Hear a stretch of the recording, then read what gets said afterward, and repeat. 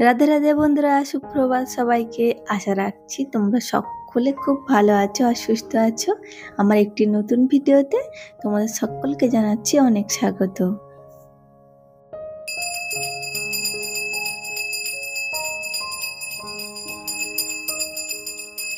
চলো তোমাদের সাথে নিয়ে আজকের ব্লগটা শুরু করছি। আশা রাখছি আজকের ব্লগটা একটু হলেও তোমাদের ভালো লাগবে। তো ওদিকে সকালে উঠে স্নান সেরে বাসি যে সমস্ত কাজকর্ম ছিল সেগুলো সেরে এখন এই যে পুজোটা দিয়ে নিয়েছি। তারপর হালকা একদম গরম জলের মধ্যে একটু লেবু দিয়েছি, মানে পুরোটা দিইনি, হাফ লেবু দিয়েছি। আর সেই লেবুর জলটা এখন খালি পেটে আমি খেয়ে নিচ্ছি। তো মাঝে মাঝে আমি এই লেবুর জলটা খেয়ে থাকি, মানে 2-1 দিন ছাড়া বা কোনোদিন সপ্তাহে একবার এরকম খাই আর কি। চলো ওদিকে জলটা খেয়ে চলে এসেছি 1 কাপ চা বানানোর জন্য। বাপির জন্য 1 কাপ চা বানিয়ে নেব। তো বাপি এখন লাল চা খাচ্ছে, তো তার জন্য 1 কাপ লাল চাই বানিয়ে নিয়েছি। আর বাপিকে চাটা দিয়ে তারপর আমি অন্য কাজকর্ম করব। আর আগের দিন না আমাদের এখানে শামুক মানে বিক্রি করতে এসেছিল, তো ওখান থেকে বাবু দুটোই শামুক নিয়েছে, এই যে রেখে দিয়েছে। বলছে আমি দেখবো ওরা কখন মানে কিভাবে যায়। তো এরকম রেখে দিয়েছে। সত্যি ওরা তখন আর কি এই যে এরকম যাচ্ছিল, তো ও দেখে তো ভীষণ খুশি। এখনো পর্যন্ত রয়েছে যদিও। আর এই দিকে দেখো কিছু ফল আগের দিনে নিয়ে এসেছিল, তো এই ফলগুলো আর কি ধুয়ে আমি রেখে দিয়েছিলাম জলটা ঝরতে দেওয়ার জন্য। তো চলো এগুলো এখন ফ্রিজের মধ্যে রেখে দিচ্ছি। আর যেহেতু প্রতিদিন ফলটা লাগে না আমাদের, তার জন্য একটু বেশি বেশি করেই নিয়ে আসা হয়। আর তোমরা যারা এখনো পর্যন্ত আমার ভিডিওটা কন্টিনিউ করছো, তোমাদের কাছে আমার একটাই অনুরোধ, ভিডিও শুরুতে একটা লাইক দিয়ে পুরো ভিডিওটা দেখার চেষ্টা করবেন। আর ভিডিও দেখার সময় যদি ভিডিওর কোথাও কোনো অংশ ভালো লেগে যায়, তাহলে করে কিন্তু অবশ্যই চ্যানেলটি সাবস্ক্রাইব করে পাশে থাকবেন। আর পাশে থাকা বেল আইকনটি ক্লিক করবেন, যাতে করে আমি ভিডিও দিলে সবার আগে নোটিফিকেশনটা তোমার কাছে চলে যায়। আর সময় সুযোগ করে তুমি আমার ভিডিওটা দেখে নিতে পারো। আর এই যে এখন চলে এসেছি ওপরে জামা কাপড়গুলো মেলতে। একটু মেঘলা মেঘলা ভাব আছে, দেখতেই পাচ্ছ ওদিকটা আকাশের কিরকম মানে মেঘলা। তো যাই হোক একটু রোদ্দুর বের করেছে, তো মানে জামা কাপড়গুলো দিয়ে তারপর হচ্ছে যাব নিচে। আর আজকে না একটু বোনের বাড়িতে যাব আর কি। তো একটু তাড়াহুড়োর মধ্যেও আছি। তো দুপুরে খাওয়া দাওয়া করে আর কি তারপর হচ্ছে বেরোবো ভেবেছিলাম, কিন্তু সেটা আর হলো না। দুপুরের মধ্যেই বেরিয়ে মানে গেছিলাম। তো চলো ওখানে ছাদ থেকে এসে নিচে দেখো এসে ভাতটা আমি বসিয়ে দিচ্ছি।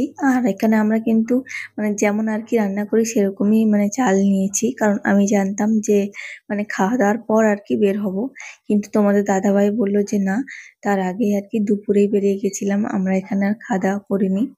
তবে মায়েরা আগে জানলে বা আমরা আগে জানলে এতটা মানে তরকারি ভাত রান্না করতাম না।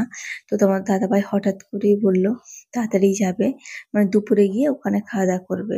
তো সেই মতো আবার তাড়াতাড়ি রেডি হতে হয়েছে। এখানে দেখো কলা ভাজা আর ভাত দুটো আর কি একটু দেরি হবে বলে তো ওদিকে বসিয়ে দিয়ে আমি চলে এসেছিলাম হচ্ছে এদিকে। কিছু জামা কাপড় ছিল, বেশ কিছু কেন মানে আগের দিন তো বৃষ্টি হয়েছে, তো বিশাল পরিমাণে বৃষ্টি আমাদের এদিকে আগের দিন রাত থেকে হয়েছে। আর সমস্ত জায়গাতেই হয়েছে, বুঝতেই পারছো চারিদিকে জল কিরকম দাঁড়িয়ে গেছে। আর এখানে দেখো আগের দিন থেকে অনেক জামা কাপড় ছিল, আবার আজকে হয়েছে প্রচুর জামা কাপড়। তো সেগুলো এখন আর কি ভাঁজ করে রাখছি যতটা হয়, আবার কিছুটা আর কি পরে করবো, কারণ সমস্তটা একসঙ্গে করা আমার পক্ষে সম্ভব না, কারণ ওদিকে রান্নাটা বসিয়েছি, আবার তোমার ওদিকে মানে ঝাঁট টাট দিতে হবে। তো কিছুটা করি, আবার যখন ফাঁক পাবো কিছুটা করব। তো এরকম ভাবেই আর কি আমি কাজগুলো করে নিই। চলো এই ফাঁকে না তোমাদের কয়েকটা কমেন্ট পড়ে নিই। তো আগের দিন না আমি একটা পুজোর আর কি শপিং নিয়ে ব্লগ ছেড়েছিলাম।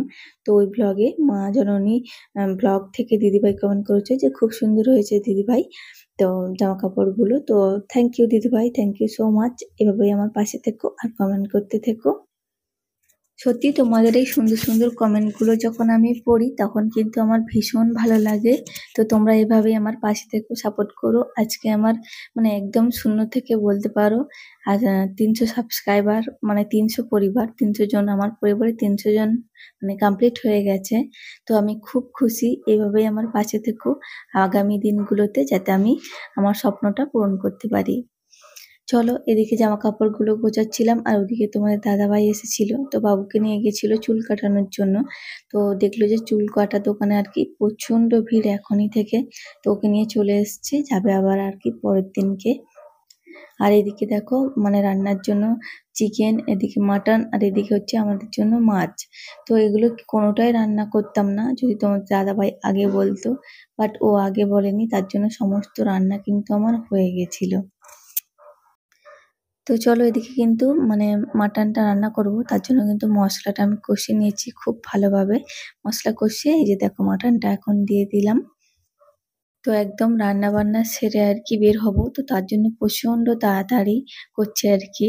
কারণ দুপুরে গিয়ে যেহেতু ওখানে খাওয়া দাওয়া সারবো, তার জন্য কিন্তু অনেকটাই আর কি মানে তাড়াতাড়ি করছিলাম, সেজন্য আর পুরো রান্নাটা তোমাদের সঙ্গে শেয়ার করতে পারিনি।